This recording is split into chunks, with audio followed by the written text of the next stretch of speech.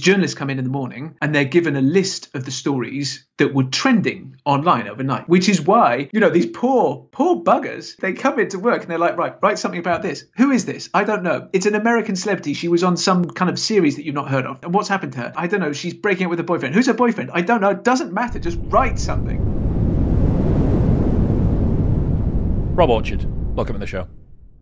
Nice to be here, Chris. Nice to be here. Thanks very much for inviting me. My pleasure. How do you describe what you do for work? So I'm an editor. I edit a beautiful quarterly news magazine called Delayed Gratification, which I launched with my co-editor Marcus back in 2010 with an idea of providing a sort of an antidote to knee-jerk, Twitter-driven news reporting, which doesn't give journalists enough time to really get to grips with stories. So we kind of go the opposite way. Once every 3 months, we produce a beautiful news magazine, which looks back over the big events of the quarter with the benefit of hindsight and asks the question of what happened next. So that's slow journalism that you've coined. Yeah. So I'm not going to claim ownership of it. It's, a lot of people have been talking about it for a long time, but I think ours is the first magazine, or ours was the first magazine to put a flag in the sand and say, yes, this is a slow journalism magazine. And the idea is it's a bit like slow food and slow travel, right? So taking your time to do something of quality and kind of providing a counterbalance to sort of life getting terribly speedy and news getting terribly speedy and everything getting terribly speedy. What's the big difference between slow and fast journalism?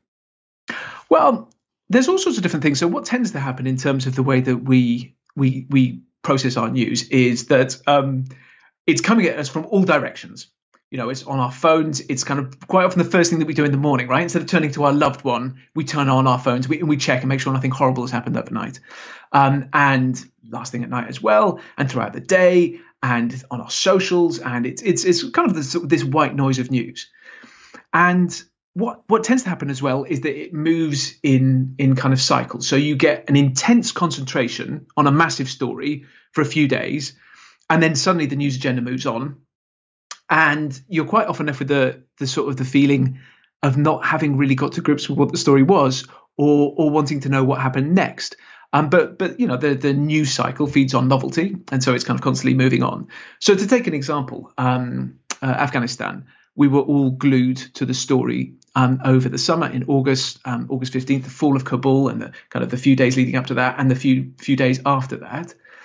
But since then, the coverage of what's been happening in Afghanistan has completely fallen off a cliff. And we happen to have in the next issue a very well written, a very well considered piece from a female journalist who's been there for the last year and who very bravely continued, didn't leave with everybody else, stayed there. And has got this incredible 6,000 word read for us, really getting to grips with what has happened in the country since then. So I suppose when it works well, what it is you open up the magazine or wherever you read it.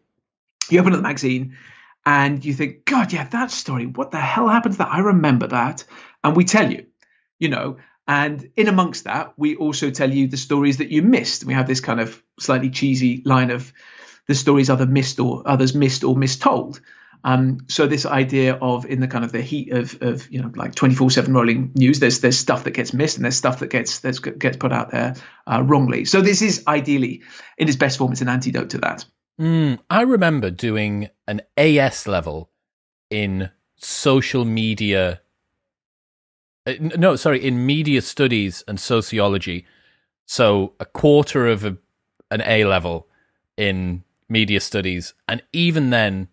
I remember learning about, on 9/11, the way that certain companies' executives said it's a good day for bad news, and they released tons and tons of weird, murky stories that they just needed to kick out into the press because they knew it was going to be relegated to page 105, and it didn't really matter. So that's that's before social media, that's before Twitter, that's before rapid smartphone delivery for information and disinformation and misinformation. And even then, people were able to play these games and they were able to work with the if it bleeds, it leads seductiveness for the press to look at the things that are in front of them. And there's now even more. It sounds like we're delivered the front end of the story because that's where the novelty lies, but we never close the loop around what actually happened in the story because who cares about closure? All that anyone wants to know about is what's new. Yeah, I mean, it's very easy to get very cynical about it, and obviously there are tons of brilliant journalists and brilliant news organisations. And one thing that I'm always trying to be careful about is not in any way to say that like we are the answer, because we're not. We're a small team. We make a beautiful magazine, comes out once every 3 months.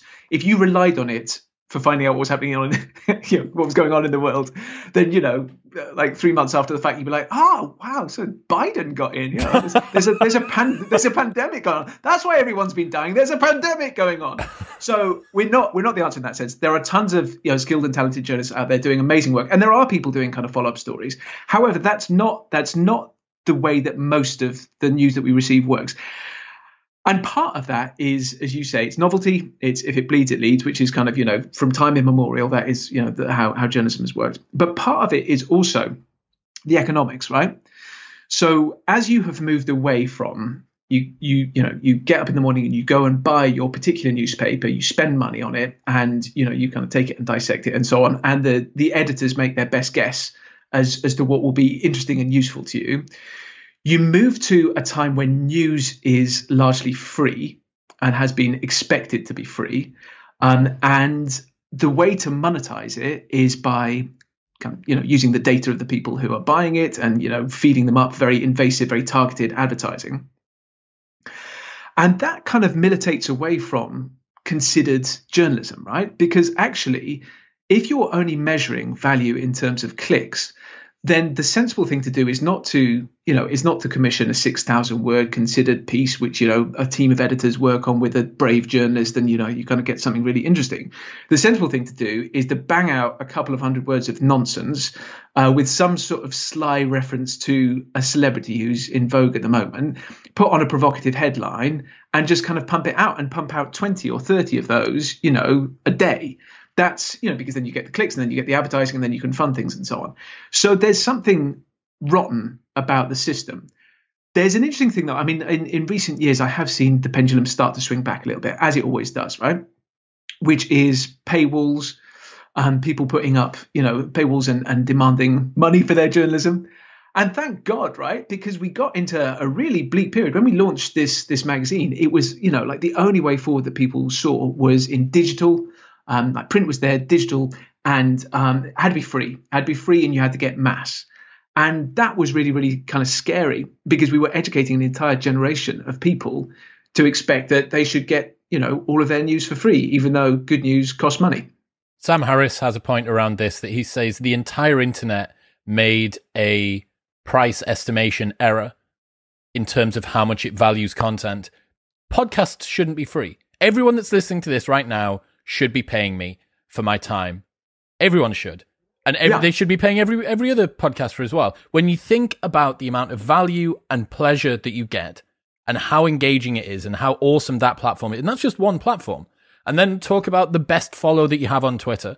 And then think about the best blogger that you follow that just writes because they like to do it, and the best newsletter that you subscribe to. And yeah, people are picking up the scraps with affiliate deals, and maybe they've got a members area where you can pay for more content, and maybe blah, blah, blah, like freemium model, thin end of the wedge shit. But the bottom line is that when we began the internet, when we began content creation on the internet, we misjudged, the entire universe misjudged what you should be paying for and what you should expect for free. And sadly now, because of anchoring bias, there is that genie can't go back in the bottle.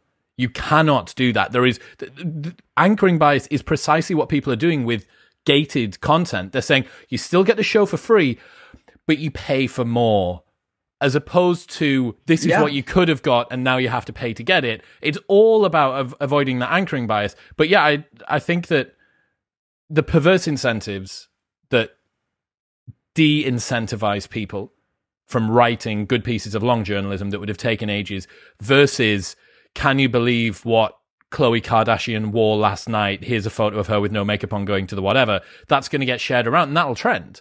So yeah, of course. Well, it's even more insidious than that. So it's also, in certain news organizations, what happens is journalists come in the morning and they're given a list of the stories that were trending online overnight, kind of the things that are out there in the ether people were talking about, which is why, these poor buggers, they come into work and they're like, right, write something about this. Who is this? I don't know. It's an American celebrity. She was on some kind of series that you've not heard of. Right, and what's happened to her?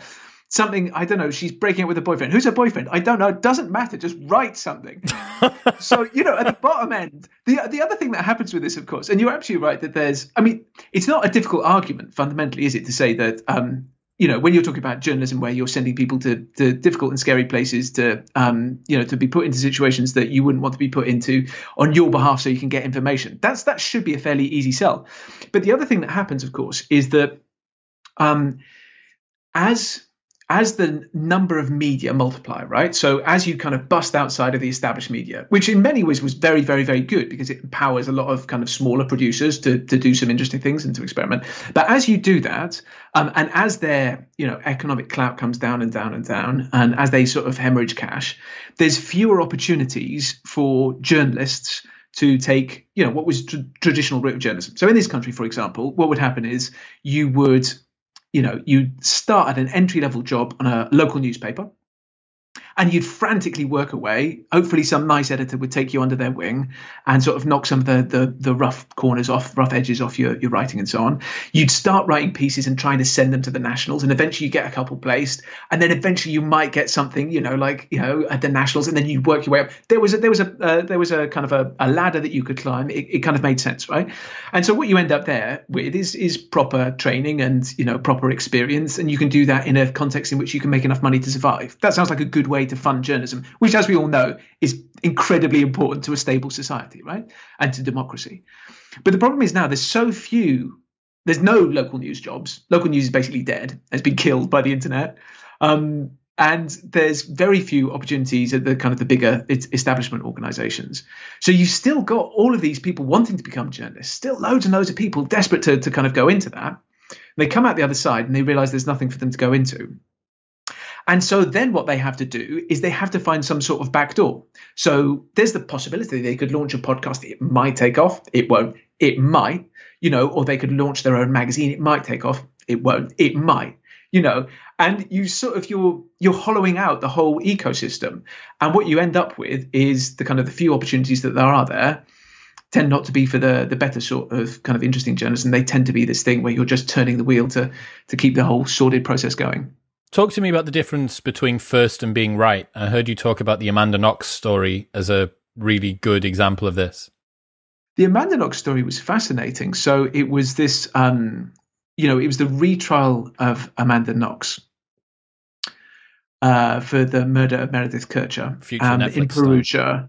That's right, yeah. And so this was a highly attended court event in Perugia. And all of the world's major news organizations were there. There's these extraordinary photos of, these banks and banks of people kind of watching the story. And the Daily Mail had prepared two news stories, one for if the verdict went one way and one for if it went the other way. And there was something that happened. Maybe somebody in the court misheard something. It was guilty, but it was guilty to something else, to a lesser charge of slander rather than murder. And the button was pushed and the wrong news story went up online because, as we know, at the retrial, Amanda Knox's the guilty verdict was overturned and she was ended up subsequently being released. And so this story goes up on the world's single biggest English language news site, which is the diametric opposite of the truth. And, this sort of thing has always happened, right? Because news organizations, they've always prepared, for eventualities. You think about elections, there's famous examples in the past of people just being certain the election was going to go one way and they published their front story with X won and Y wins. And the thing that they got into trouble with the Mail was that there was quite a lot of kind of elaborated color. There was quite a lot of elaborated quotes that went in there as well. What like? And of course...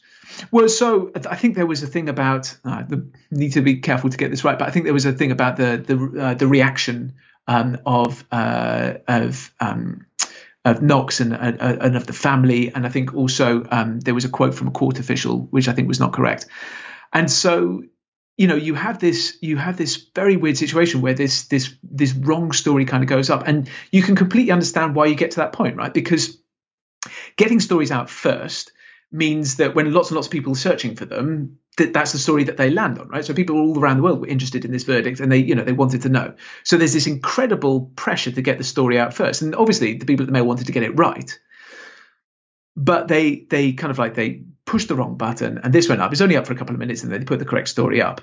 And if the verdict had been what they thought it was, then that would have been, part of the record of this event for the rest of history, even though stuff in it was not kind of correct.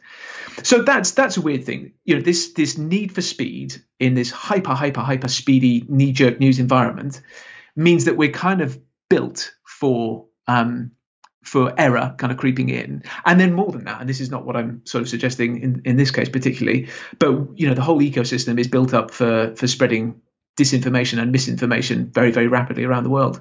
You know what it's like? It reminds me of the algorithmic trading companies on Wall Street that moved their exchanges closer, moved their offices closer to the exchanges to gain half a millisecond. That's right.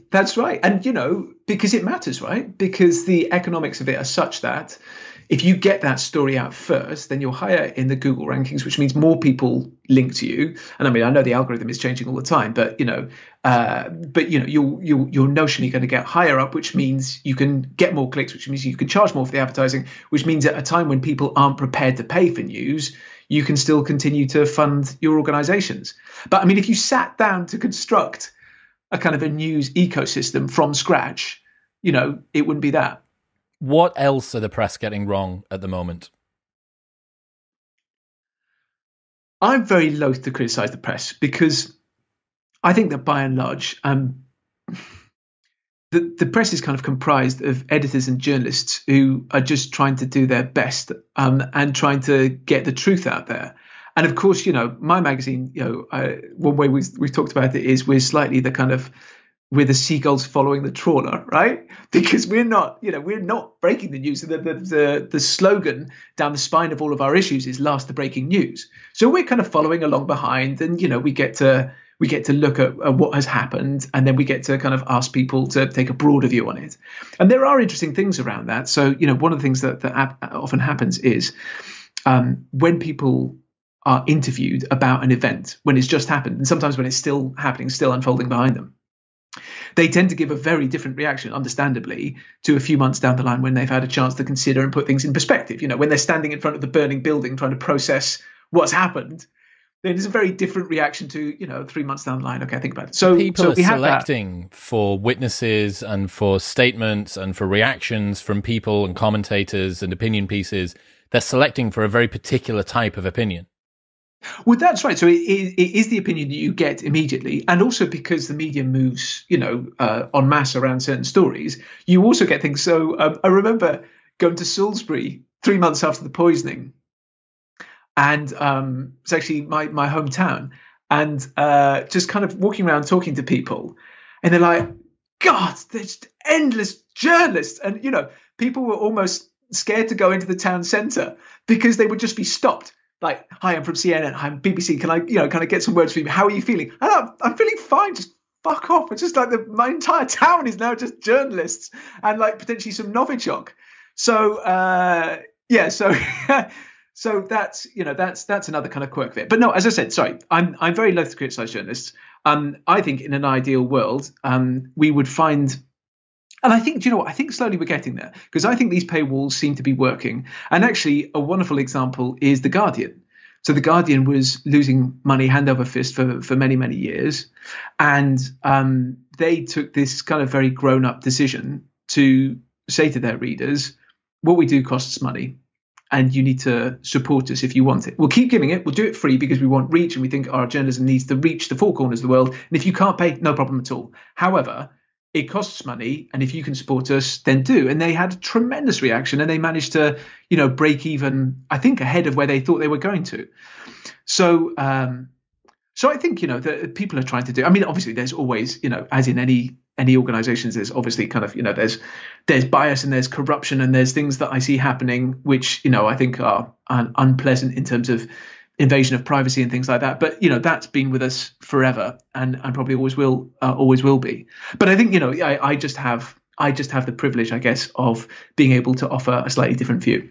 the bastards are ubiquitous. It doesn't matter where you are or what industry you're in. The bastards are going to be they're going to be everywhere. I'm pretty fascinated thinking about what it does to the psyche en masse for people to hear stories, very vociferous, aggressive, eye-catching stories, and never get to hear the conclusion to them, never get to tie up that loose end. That's something I'd never ever thought of before.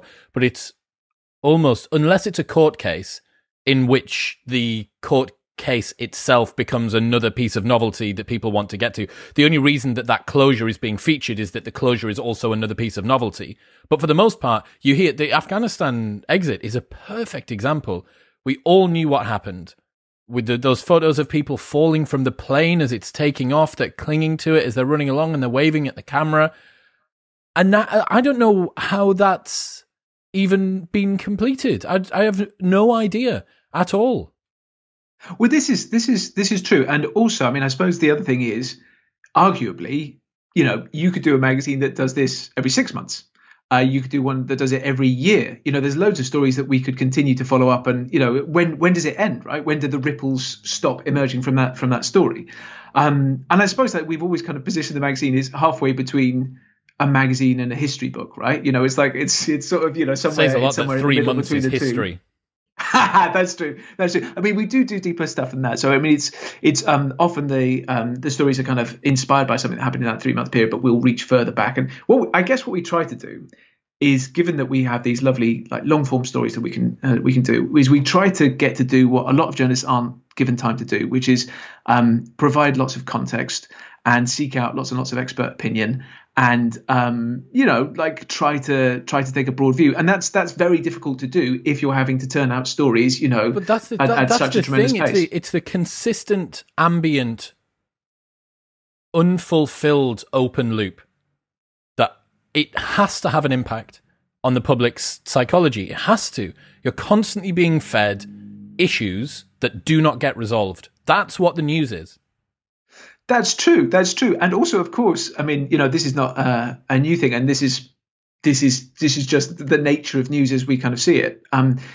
Is that because everything is, not everything, because there's a lot of terribly bleak things out there, and because you want to cut through with your stories, you kind of have to escalate. I mean, this is right. This kind of feeds back to this amazing Anna Lemke interview that we were talking about, that you kind of, you can't give people the same thing and expect the same reaction. You kind of have to escalate. So, and that's part of the reason, I think, why, so many people have said that they want to switch off the news, and that they feel so much better when they stop reading the news for a few months, because they can't do anything about it. None of the massive issues are anything that we can actually influence. We can't influence government coronavirus policy. We can't influence China's plans to build coal-fired power stations. We can't do anything about any of these things. And yet they weigh on us as though we could, and as though we're not fulfilling it. So you're right. News is very anxiety inducing, which is part of the reason that, that people want to consume it, because they think that if they can consume it, then they can master it and somehow get on top of it. But they can't. I mean, I kind of wish that I could stop reading the news, but I can't, because it's my job. I got sent a plugin by my buddy George called Twemex, which is just a plugin for Chrome. And it brings up a highlight of the person whose profile you're on, their top tweets of all time, by likes and retweets. But the most important thing that it does is it covers over the trending portion of my Twitter homepage. So I go onto my newsfeed now, and this thing comes up, and if you're not on someone's profile, it just randomly chooses one of the people that you follow, and right. and it brings up their best tweets of all time, which is awesome, because I only follow 99 people, so they're always someone that I know or someone that I absolutely adore what they're doing. But on top of that, it stops me from seeing trending, that trending thing on the side. And when you realize, when you log on, there is nothing that I can be surprised by now that would go in that point. Right. Like it could be any story at all. I don't know whether you've seen, I can't remember who the comedian is from America that did this, but they pieced together, I think it might have been Ryan Long. Ryan Long pieced together how you make an eye-catching headline, and it's Right. just a bunch of particular group does something in this. So it's outraged mothers fighting over misappropriated cat culture or something like that, and it's just that's how you piece it together. And he does all of that, and you look at the side of trending, and you think this is the world that we're in. This sort of formulaic, algorithmic headline writing. Yeah, definitely. If you can get some outrage in there, that's amazing, because then you get multiple bites of the cherry, right? So you can scrape together. If you look on Twitter, you can find 3 or 4 people who are outraged about anything, right? Anything, like, vanilla ice cream, people smiling too much, whatever it might be. Then you find them outraged at this vanilla ice cream outrage, and then you get that, and then you get the reaction against that, and then you can report that. I mean, you can go on with this forever, and people kind of do. But I mean, that's funny about the kind of gaming the system, because at the beginning it used to be stuff like writing the word sex in white on white background 1,000 times over, so people, and then obviously that was way too unsophisticated, and then that got kind of changed, and then putting the names of celebrities into your titles. You'd have these incredibly dry publications that for some reason were referencing Britney Spears, and nobody really kind of, like, why are you doing that? You're a plumbing magazine, but it kind of, it all feeds into it, all helps. And this is just the latest part of that, right? Yeah, you just kind of concoct what will work, what will cut through. But the problem is, because we've all been doing it for so long, the kind of the sheer outrage you need to cut through if you're going for the outrage angle is difficult. But that said, I sort of mentioned before, this pendulum, it does swing back, and people kind of get sick of it. I mean, when we launched, people were so in love with digital. People were prepared to, without any sort of credible business model, they were prepared, long-standing publishers were prepared to say, yeah, I mean, think, like, we're digital first now. How are you going to make money? I don't know. It'll become apparent. What are you talking about? What are you talking about? That's bad. And also, how in love people were with their smartphones. I mean, there was nothing wrong with smartphones. And now everybody's uneasy about their smartphones. Everybody's trying to detox, trying to kind of wean themselves off it. They're anxious about their kids having it. They know, how much time they're spending just scrolling through, stuff that they don't need to scroll through on social. So I think these things change. And, and actually, so our magazine's a case in point. We've managed to build like a modest subscriber base that funds us to do good journalism. Using an antiquated communication medium. That's true. Yeah, exactly. Yeah, going proper old school. But I think almost you need to do that, right? So you need to do the opposite of what other people are doing. So you do print instead of digital. You do reader funded instead of invasive personalized advertising, and you do slow instead of fast. And then you can. It's always going to be a niche, but you might have a niche that works. I think that you're right about the counterculture thing, and I think that we are at the beginning of that pendulum starting to move. That you see how much support people's Substacks and Patreons get. What do you think? Let's say it's 20 years or 30. Let's say it's 50 years' time. What do you think that the world will look back on this period of limbic hijack and technology that is incredibly unethical, manipulating the most base elements of our psychology to get us to stay on site for this long? What do you think people are going to look back on this period of history and consider? Wow.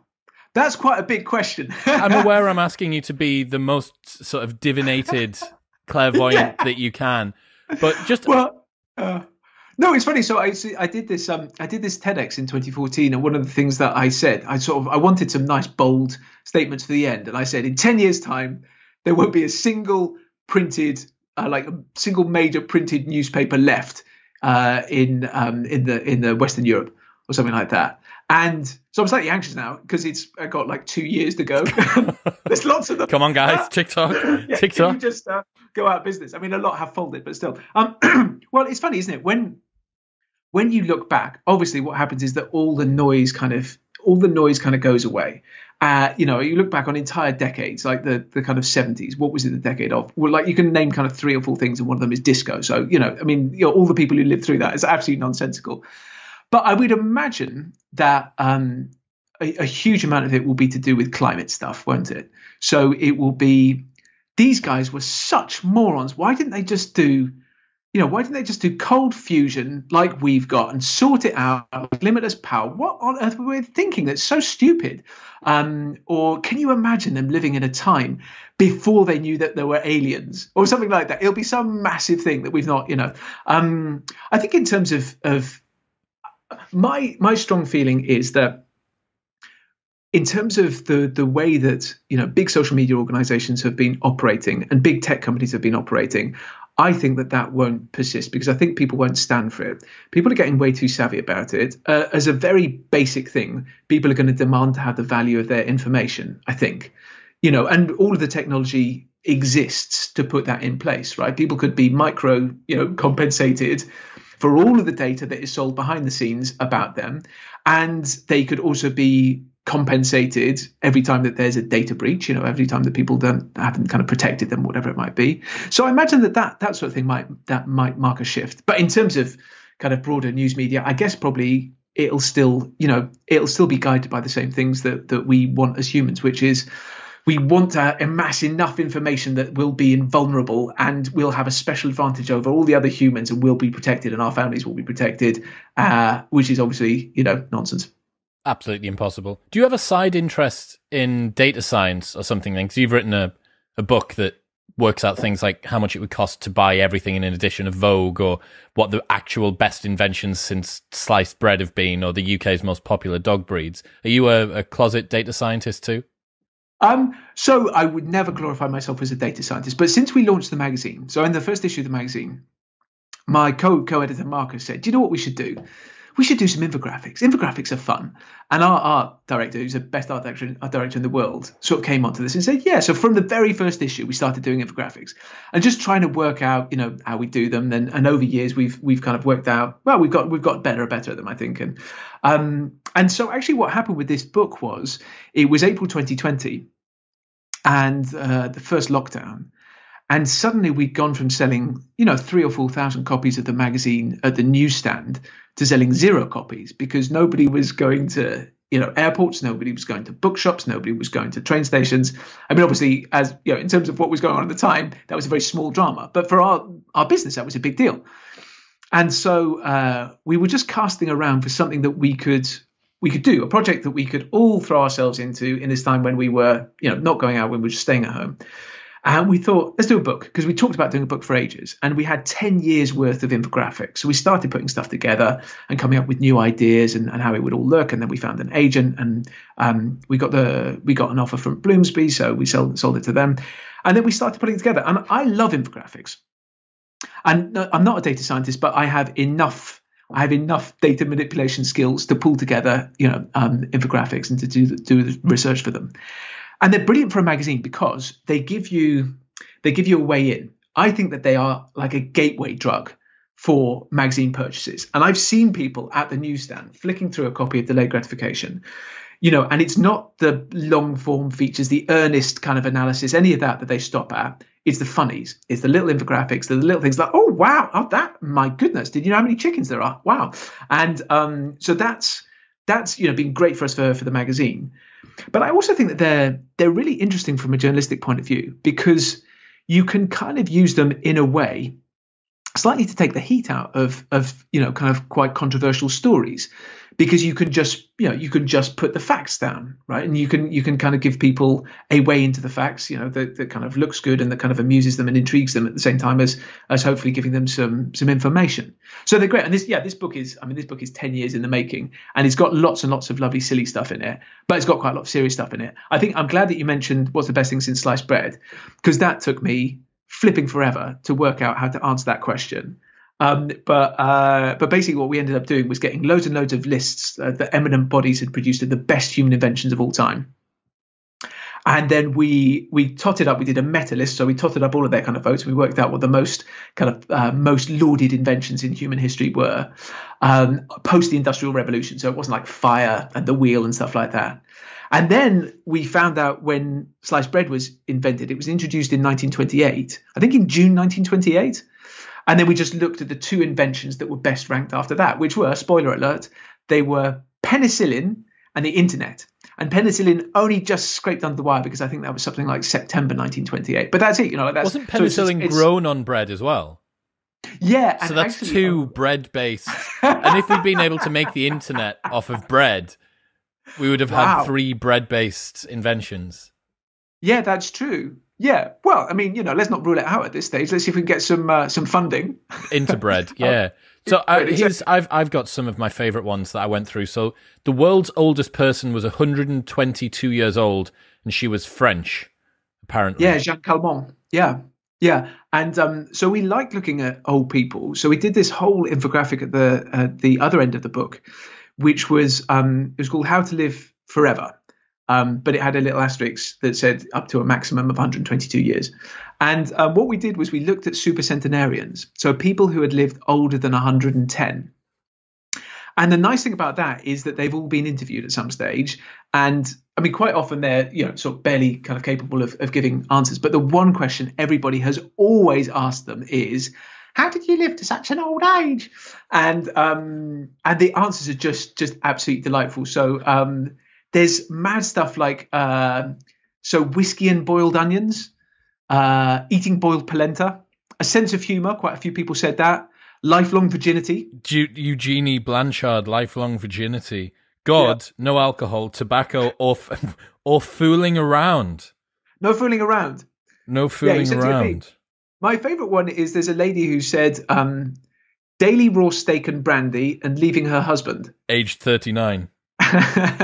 So that's quite nice. Like you can start to get. I mean, I'm not sure. I'm not sort of necessarily endorsing lifelong virginity in a all brandy diet to people, but there's kind of nice, funny things that you can find out from. I'm a big fan of May Harrington, who lived to 113, died on the 29th of December 2002, and just has nothing divulged written below her advice. Yeah, she's not giving her secrets away. Why would she? Yeah, enjoy dying at 80, bitches.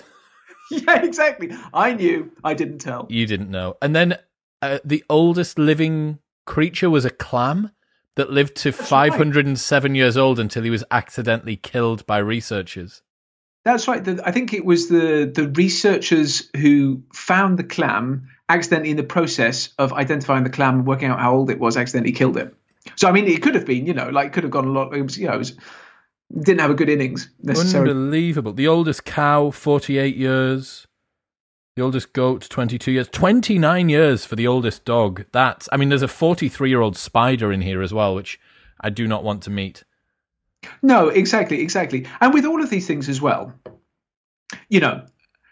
one thing that we found out in making this book, and going through these billions and billions of kind of data sources, and some of them are absolutely kind of fantastic, and many, many diligent people kind of compiling them, so on, is that you also do get to a few where you think, how did you know that? Like, did someone, like the spider one, was it just kept in one place for those 40 whatever years it was? I mean, potentially, maybe it was in a zoo or whatever. But if not, is there just a chance that a younger spider scuttled in at some point? Just like you've got some concerns around the veracity of the conclusions of the spider research. You can't just cut its leg off and look at how many rings are inside of it. That's not the way it works. That's the thing. You can't carbon date a spider. Yeah. And I think, there's just a lot of, in terms of kind of the data that's out there necessarily, there's a lot of best guesses and kind of approximations. I mean, actually, if you think about something like CO2 emissions or whatever, we've got these things and broadly they're probably, like ballpark correct.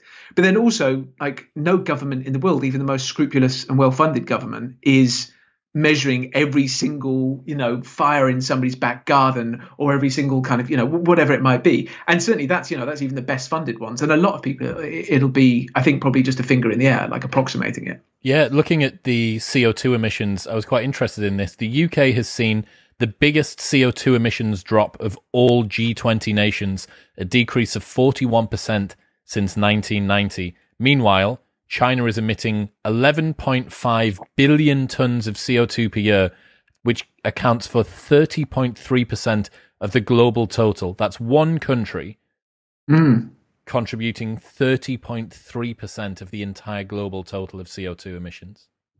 It's true. I mean, one thing to kind of bear in mind, I suppose, about that, that is an impressive drop by the UK, and a lot of it has been this real kind of like throwing ourselves into renewables.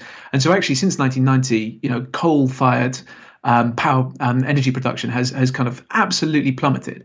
But another thing that's happened is that manufacturing in this country has effectively been offshored to China. So, our emissions data doesn't take into account the embedded emissions of the products that we buy constantly from China. That's and that are kind of, made there using less clean energy, and that are shipped here, flown here, whatever it might be.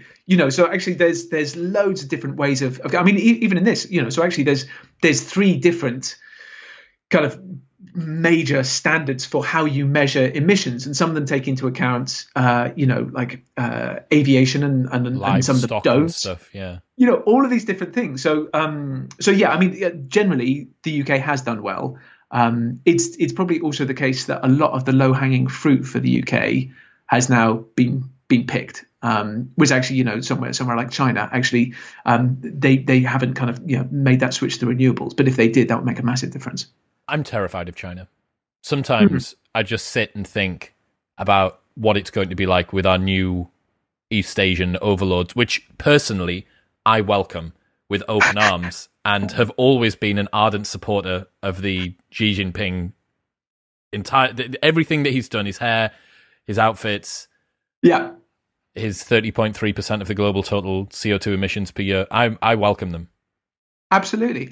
Well, so we did an interesting infographic in the book about that, and it was just called "How Has China Changed?"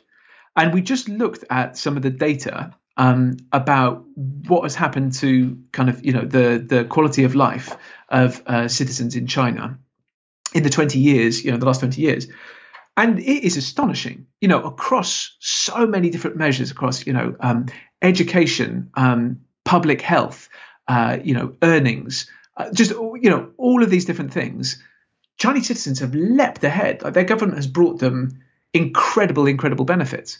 But I mean, you were absolutely right that they are on the path to becoming our overlords. I mean, certainly economically. One of the kind of the most telling things as well in the book for me was we just looked at how GDP has changed in the kind of the nations of the world with the highest GDP, and it's fascinating because Japan's GDP has increased by something like 3% in that last 20 years.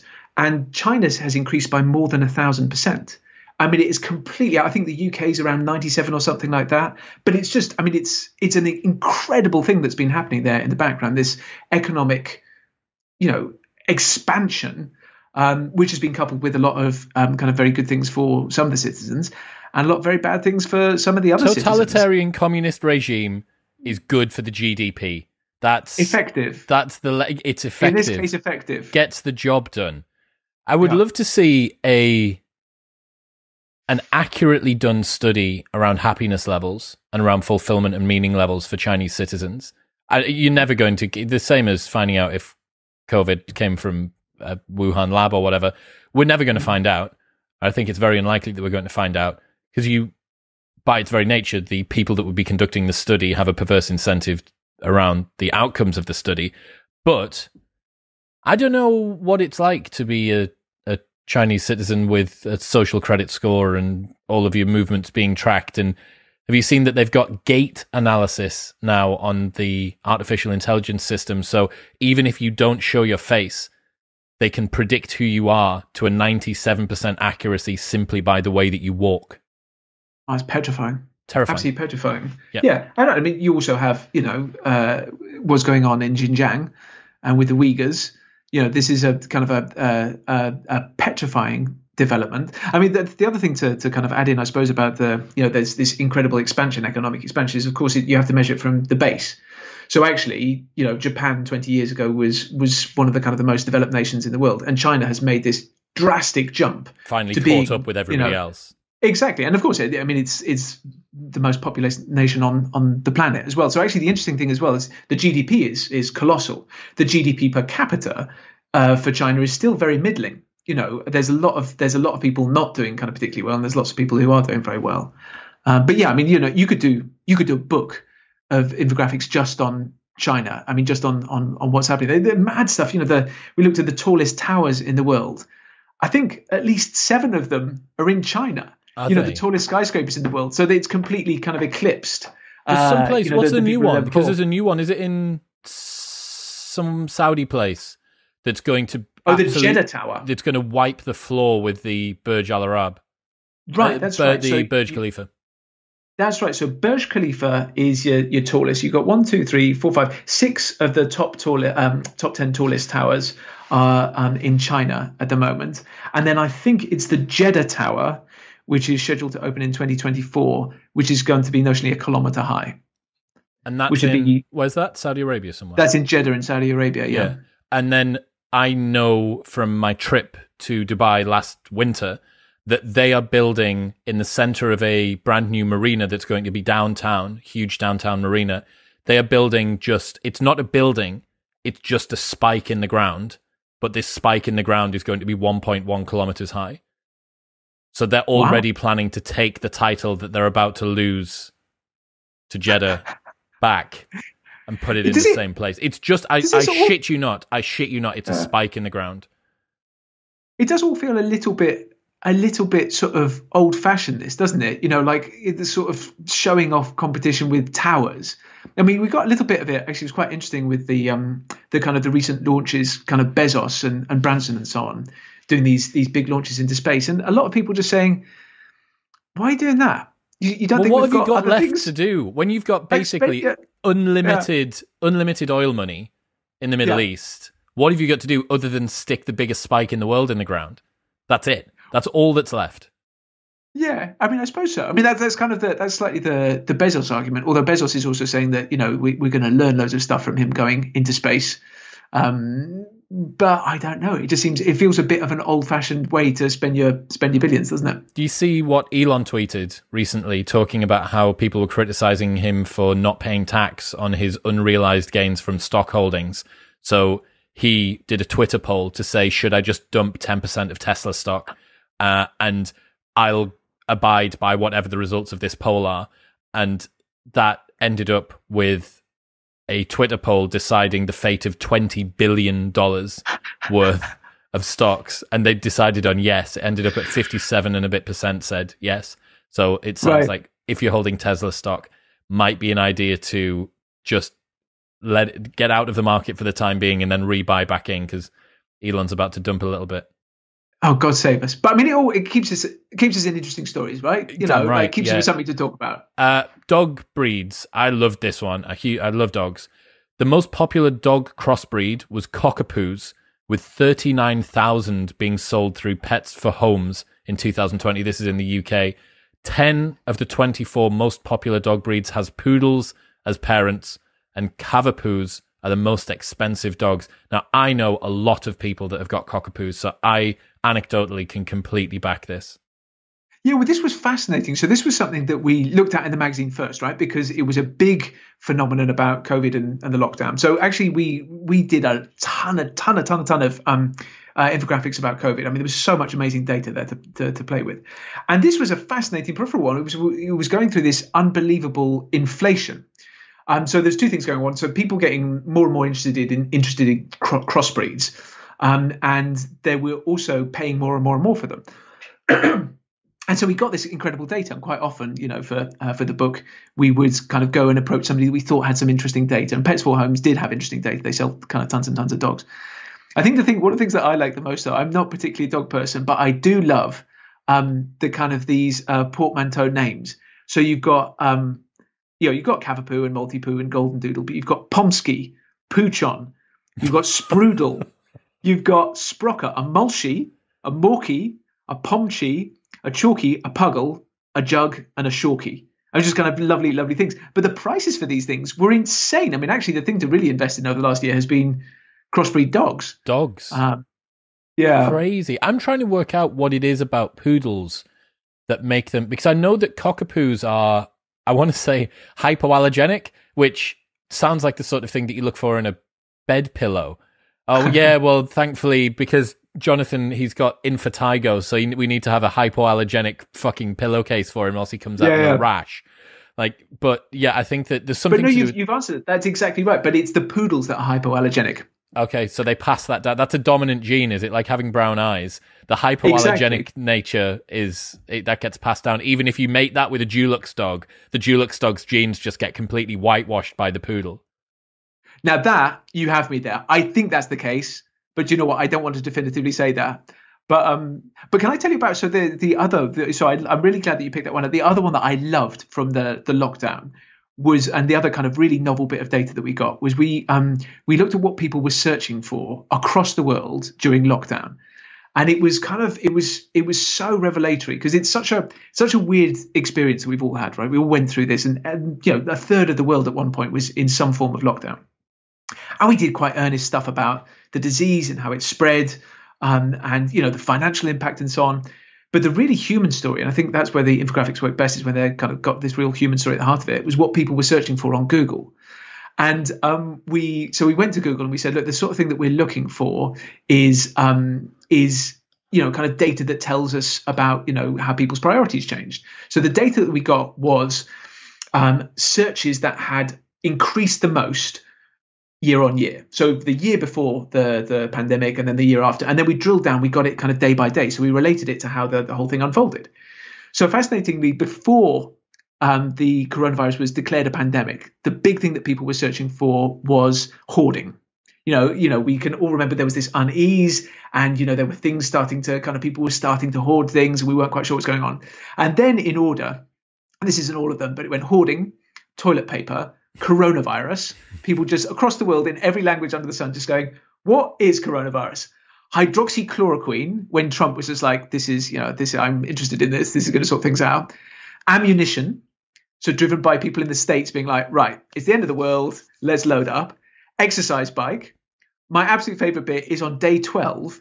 There's two searches that spike. The first one is homeschooling. So people just being like, how the hell do I do this? And the second one is, when will schools open? Then you had social distancing, which is a term that had never been searched for in a quantity that it would register on Google's radar before. Complete breakout term.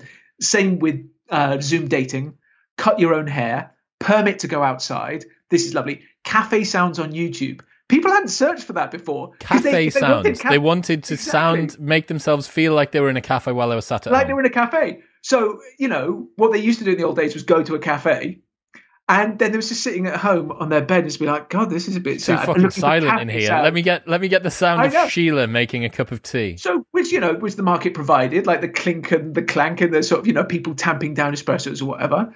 Unmute on Zoom. How to make your own McDonald's. That's the most boomer search ever. Isn't it? That's a bit. Why is my face not here? Yeah.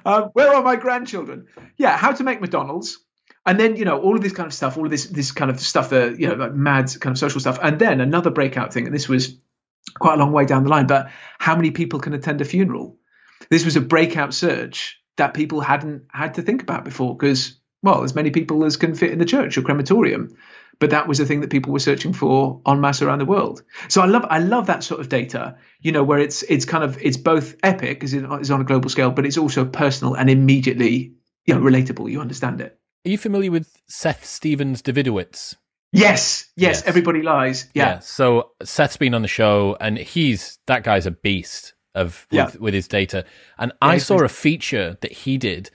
He was able to predict. Him or his office were able to predict the rates of COVID infections 3 to 5 days ahead of the CDC based on aggregated Google data, based on people searching for loss of taste, high temperature, loss of smell. Wow. And if you map loss of taste, high temperature, loss of smell, and a couple of other searches that were common, if you map those on the graph, you see that they're just a lead measure for the lagging measure that ends up being COVID cases.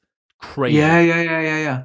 Well, is there not this idea also that, you know, you could absolutely use people's kind of search history. You could have kind of algorithms kind of constantly scanning, and if people opted into their search histories and just kind of patching together, firstly, outbreaks of kind of various different infectious diseases, but also you could correlate it with other information that you have about them and say, do you know what, actually something could pop up and say, you should go to your doctor and get this checked out. You have searched for this particular bowel issue several times and it's probably okay, but you could just get so much more joined up about all of this, particularly if you also had, of course, if you were linked into their kind of their blood pressure and, all the things that are going through on their wrist and so on. But thinking in a techno-utopian way, it's a bit of a shame that the period of the world that we're living in at the moment, everybody is incredibly protective about their data because we do not believe that the people who are mining our data have our best interests at heart. You could imagine another world in which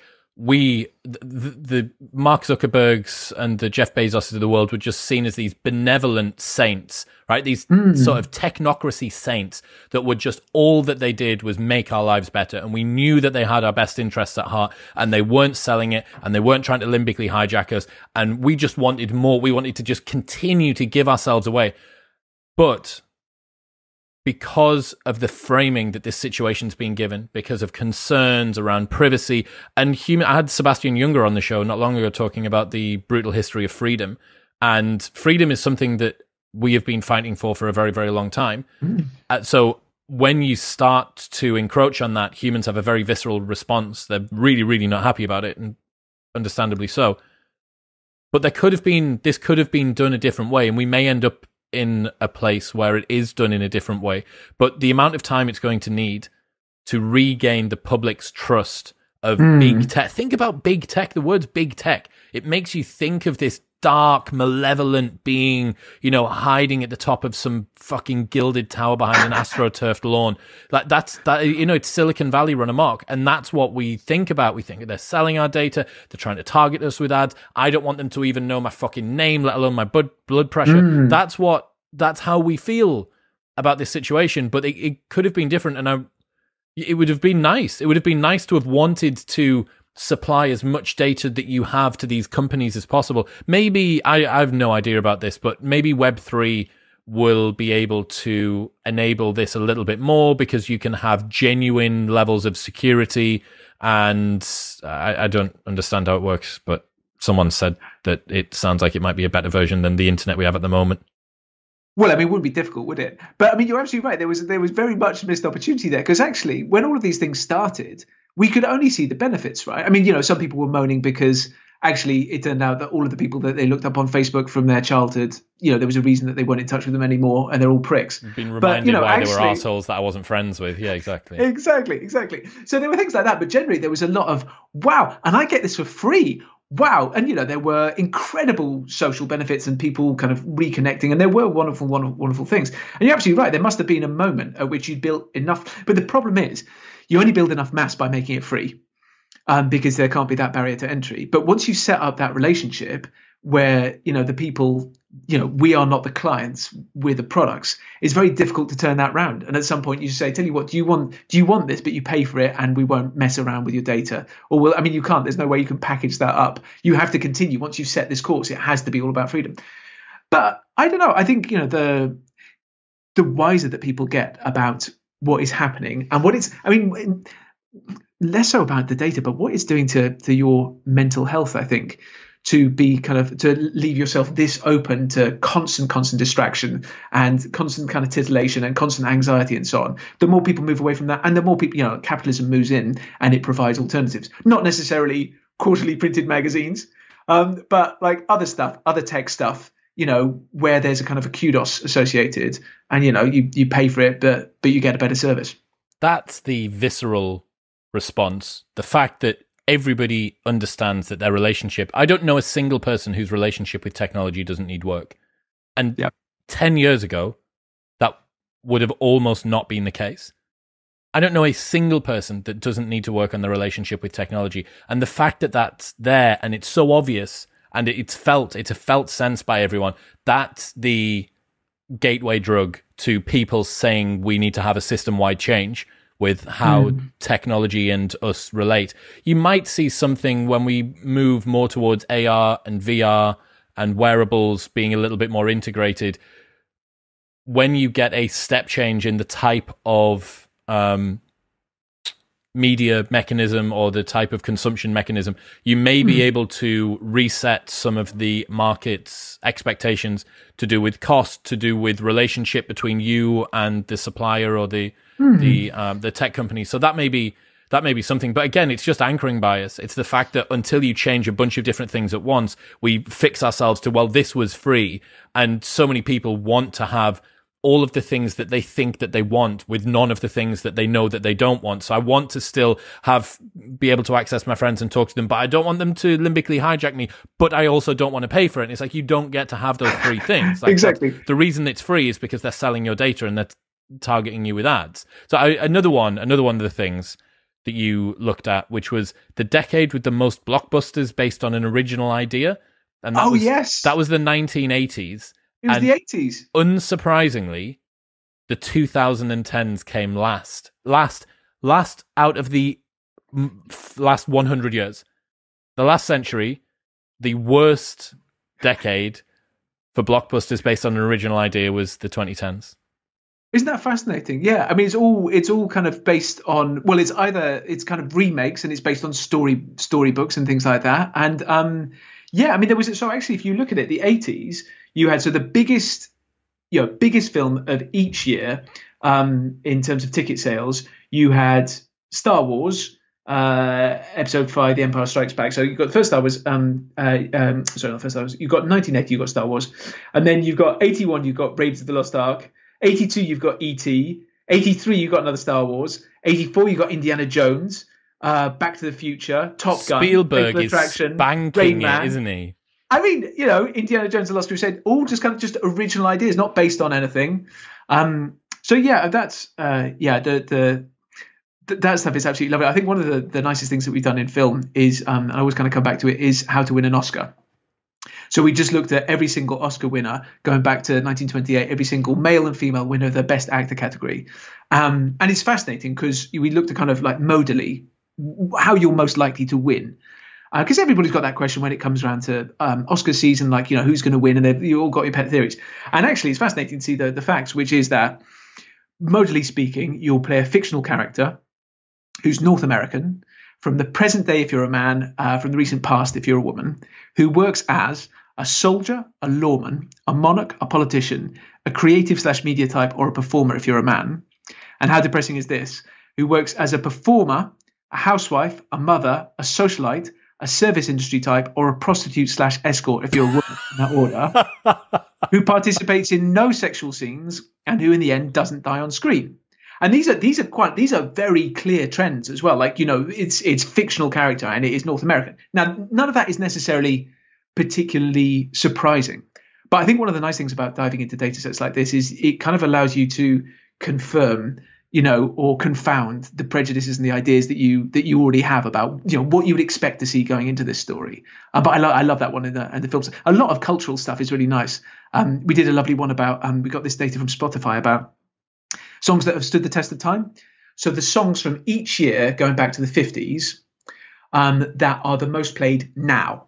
So, I think and it's quite funny because actually it's almost like it's like a list of guilty pleasures. It's a bit like, Seth's book, Everybody Lies. You tell the truth to Spotify because you actually want to listen to those songs.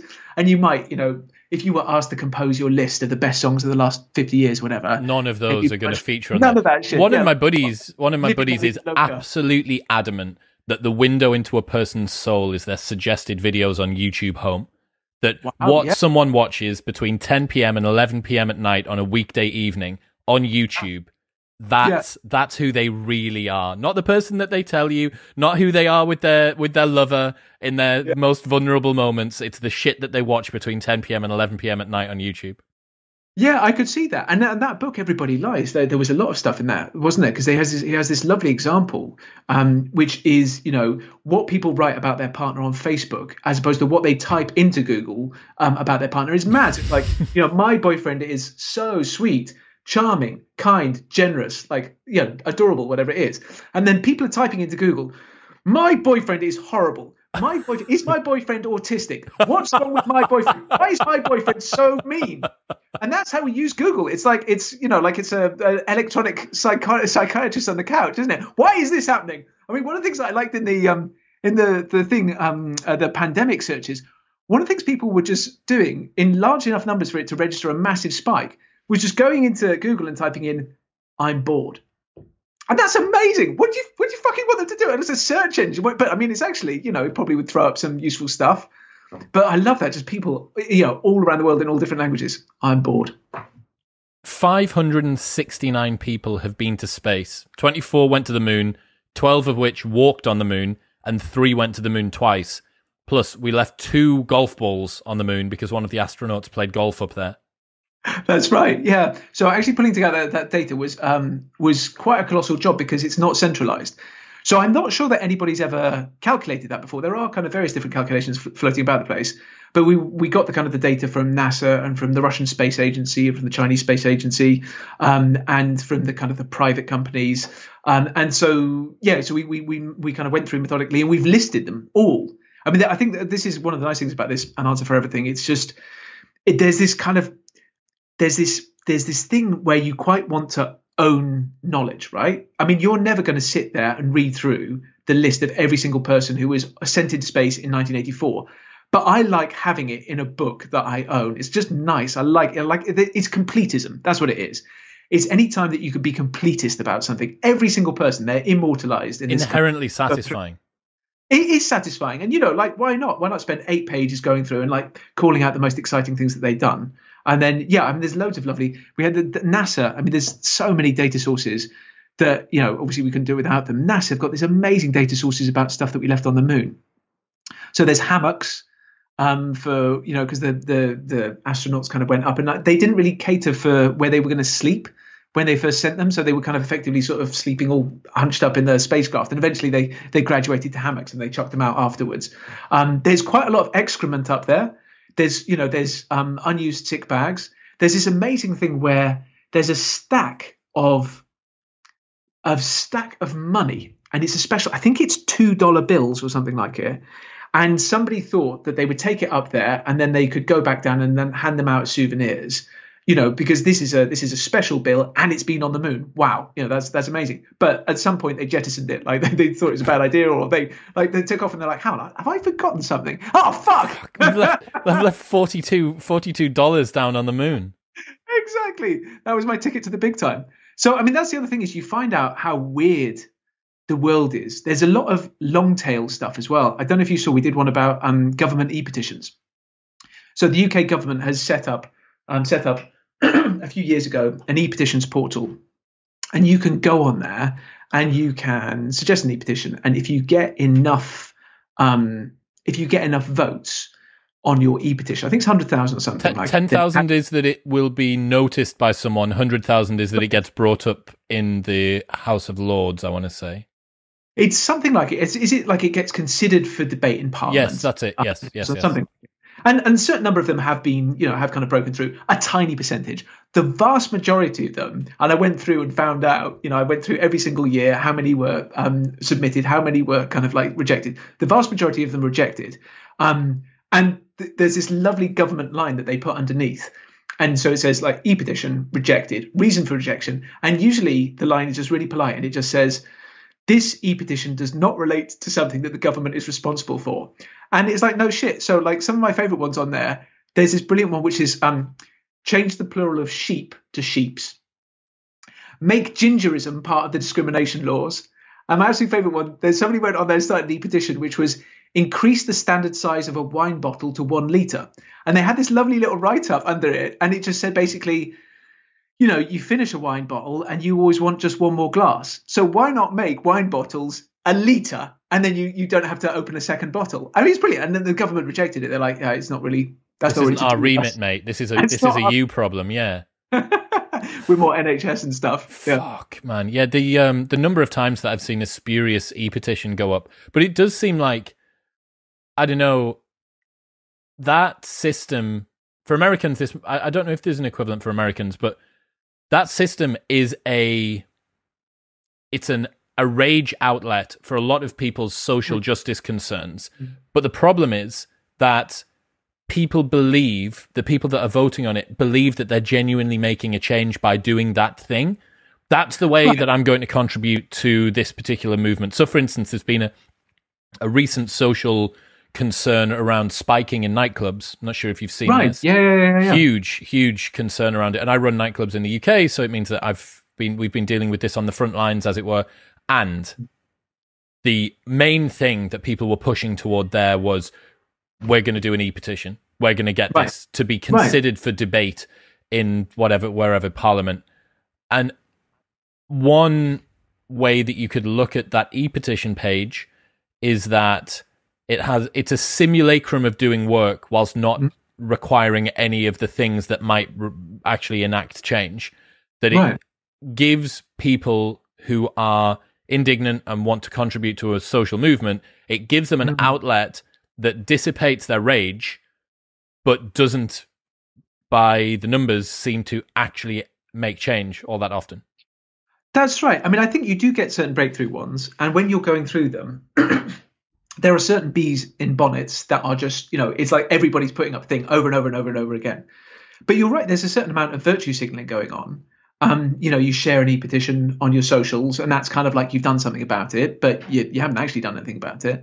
There was this amazing statistic, and I can't remember exactly what it was, but there's this frighteningly high percentage of news stories where they are shared online before people have read the story at all. So you basically warning just on Twitter if you do that now.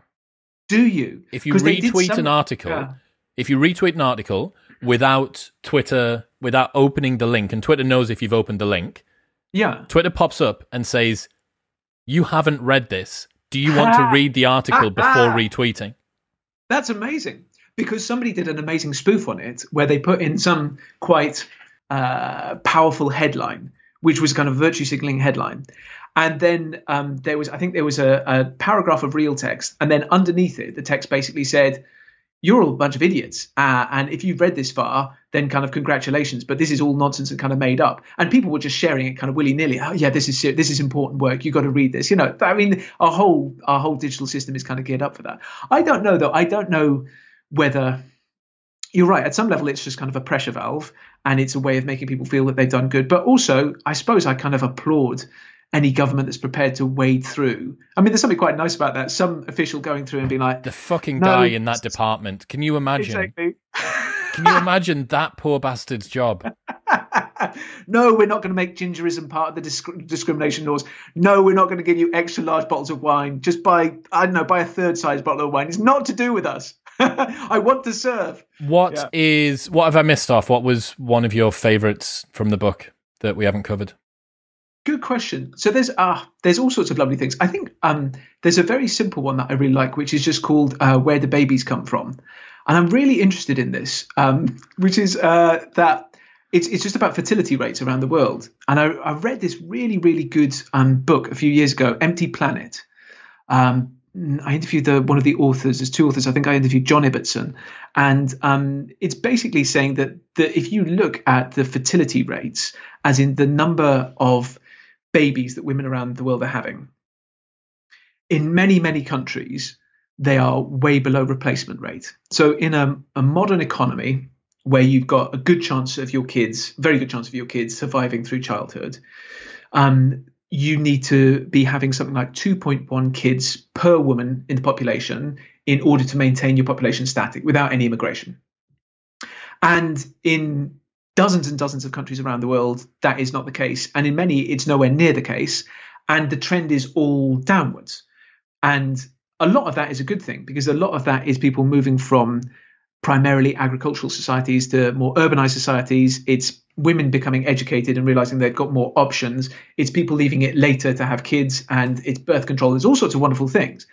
But, their argument in this book, which we did kind of a big feature on, was that what's going to happen is we're going to reach a tipping point with the global population much earlier than the UN is predicting. And that after that, it's only going to go one direction. The global population of humans will shrink year on year on year on year on year. And nothing's going to change it, because the economics of it kind of won't change. You've tried, all of these governments have tried basically bribing people to have kids. You've got Scandinavian countries that are setting up the most amazing benefits for people who have kids. Still, they don't want to have lots of kids. China's kind of like pulled the brake on its one-child policy, and now it's pulled the brake on its two-child policy, and it's saying, if you want three, that's fine, you can have three. And they're talking about what the world will be like with this diminished population, what it means is you'll have a much older population. So you'll have far fewer young people paying for a lot more old people. And they're talking about some interesting things that might happen, that you might possibly have a less aggressive society because you'd have fewer kind of young men. You'd have more oldies just about the place. But then conversely, you might have a lot more very frustrated young men because, they're just basically spending their entire lives paying for the pensions of the people who went before them. And then this, that was an 8-page feature. And then just kind of condensing it to the basics, you just got a map of the world and you color code it by the places that are making babies at a sustainable rate and those that aren't.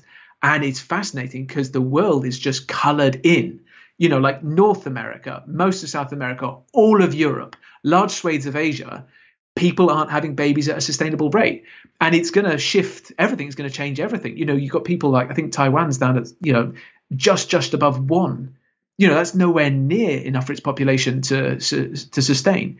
So that's going to have interesting impacts in terms of everything, in terms of environment. It could be that the thing that saves us is not technology. It's not people changing their lifestyles, but it's just that, humans, the human population just starts to wither away, hopefully in time to mitigate the worst excesses of climate change. Maybe not. You might completely have a sea change in your attitude towards refugees. You might start to think that you really, really, really needed them. You wanted to welcome in. Everything could change. I just love that you have a double-page spread, a very simple map, and hopefully you can spark a lot of conversations around that very easily. People in Chad pumping out nearly 7 children per woman. Right. That's right. But it's all still trending down. Is that right? And then the bottom 5, Singapore at 1.16, the United Arab Emirates at 1.14. So that's interesting to me because both of those are very wealthy countries. Yeah. Super wealthy countries. Andorra, 1.13, Puerto Rico, 1.1, and Taiwan at 1.06. Yeah, that's I wouldn't have guessed. I don't know much about Andorra or Puerto Rico, but I wouldn't have guessed Singapore, the United Arab Emirates, or Taiwan to be in that bottom 5. I mean, religion factors into it as well, of course. As you have a kind of a less religious society, and the religious strictures around populating the earth and not using contraception and so on as they fade away. The real key thing, or one of the real key dynamics, though, is moving out of villages. Because in villages, everybody knows you and you're under immense social pressure to have kids, particularly if there's a level of kind of religiousness there as well. But when you move to the city, nobody knows you. There's nobody sort of saying, "Oh, are you still no kids, eh? Oh, okay." Nobody's wagging their finger. Plus, also, you can get, an education and you can move on with your lives. And it turns out that when people do that, they don't want so many kids. It's scary, man. When you think about what the development of birth control and the decline of religion, those two things, no one could have predicted that was going to mean. I don't know. Does it look like the global population is going to break 10 billion, or do you think it'll slow before that? So there's all sorts of different things. So I think the UN one has us breaking 10 billion. This one but actually, I think, to be fair, the UN has got 3 different scenarios. Okay, yep. And one of them has some us breaking... fucking, loads of fucking, less fucking. That's right. Yeah. It's like a fucking scale. Yes. Yeah. It'll depend on where we get to on that scale. But yeah, under some scenarios, in 20 years' time or so, you start glance off the bottom down of 10 billion or something like that, and then it never stops. The decline. I mean, presumably it stops when you get to 2 people, but it's or 1 person. But that decline will continue because obviously each generation shrinks. There's fewer people having fewer kids. What's the solution to that? Does he propose one? Well, I think that they, I think in the book, they think that we don't kind of need a solution. We just need to be ready for it. So actually there'll be tons and tons of benefits. If indeed the population sort of, levels off and then starts to decline quite rapidly before we've totally messed up the environment, then that will have incredible benefits. Like each year, there'll be fewer people consuming.